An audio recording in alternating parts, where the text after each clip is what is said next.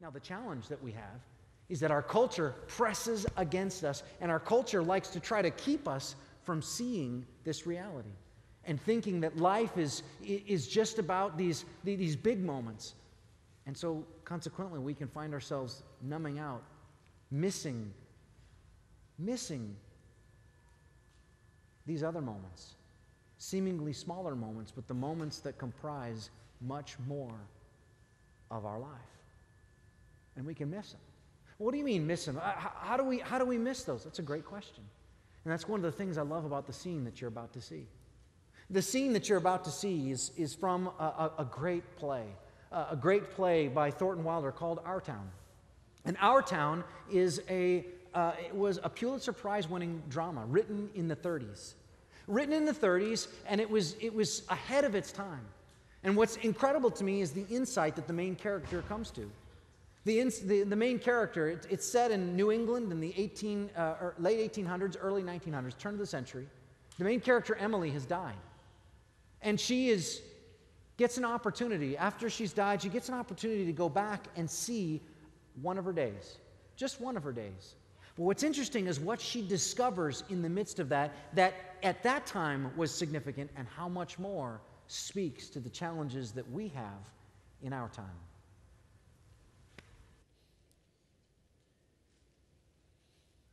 Some of the things that they're about to say might hurt your feelings, but well, that's the way it is.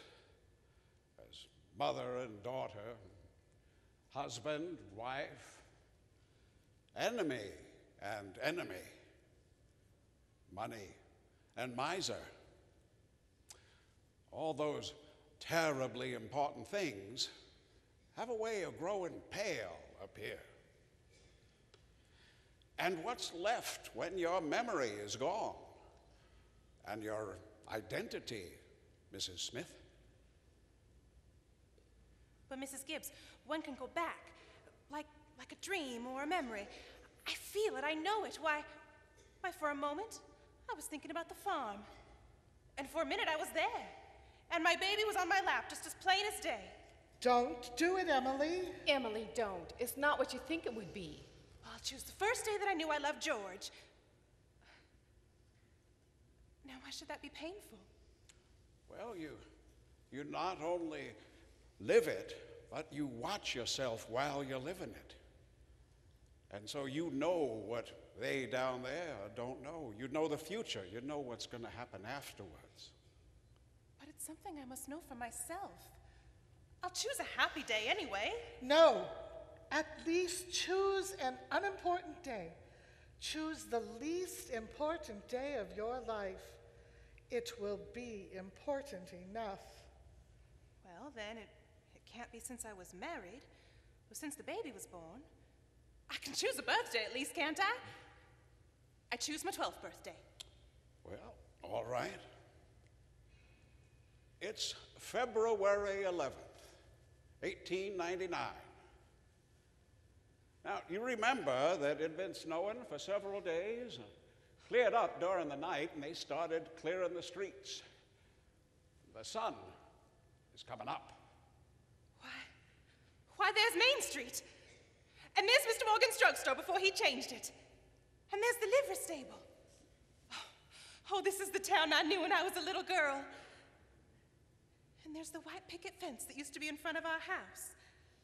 I'd forgotten that. Are they inside? Yes. Your mother will be coming down in a couple minutes to make breakfast. Will she? Remember, your father had been away for a number of days. He's on his way back on the morning train. No. Yeah, and he was up back at his old college in Western New York, at Clinton. Children, Wally, Emily, time to get up. Oh, Mama, I'm here. Oh, how young Mama looks. Oh, I never knew Mama was ever that young. You can come and dress by the kitchen fire if you like. Just hurry. Mama, I can't find my blue hair ribbon anywhere. Just open your eyes, dear, that's all. I laid it out special on the dresser there for you. If it was a snake, it would bite you. Yes. Good morning, Mother. How'd it go, Charles? Oh, fine, I guess. I told him a few things. Everything all right around here? Yes, can't think of anything that happens special. Coffee's ready when you want it. Oh, and Charles, don't forget it's Emily's birthday. Did you remember to get her anything? Yes, got something right here. Where's my girl? Where's my birthday girl? Don't interrupt her now, Charles. You can see her at breakfast. She's slow enough as it is. Children, it's 7 o'clock. Don't have to call you again. I can't bear it. They're so young and beautiful. Why did they ever have to grow old? Oh, Mama, I love you all, everything. I can't look at everything hard enough. Can I go inside?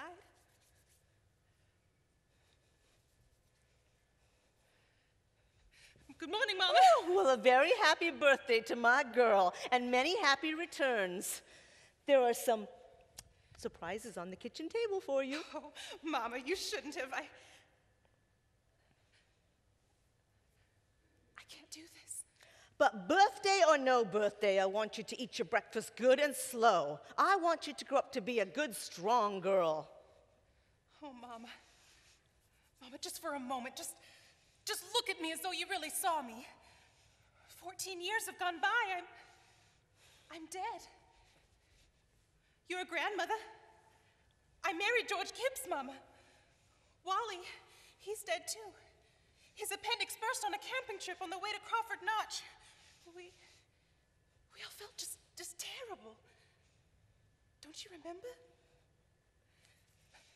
But just for a moment, we're all together. Just for a moment, let's be happy. Let's look at one another. That and the yellow paper there, found in the attic among your grandmother's things. You're old enough to wear it now. I thought you'd like it. And this is from you. It's just what I wanted. It's lovely. Oh, I hoped you would. Hunted all over for it. Your Aunt Nora couldn't find one in Concord, and we had to send all the way to Boston for it.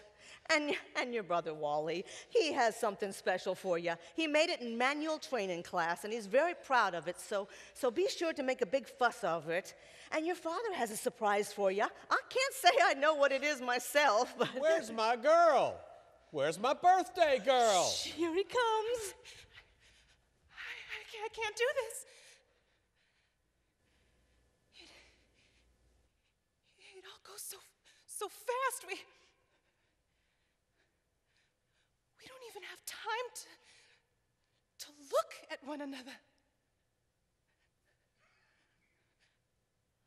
All this was going on, and we never noticed. Do human beings ever realize life as they live it? Every minute? No. Saints and poets, maybe. They do some. Mrs. Gibbs, I should have listened to you. Were you happy? No. They don't understand, do they? No, dear. They don't understand.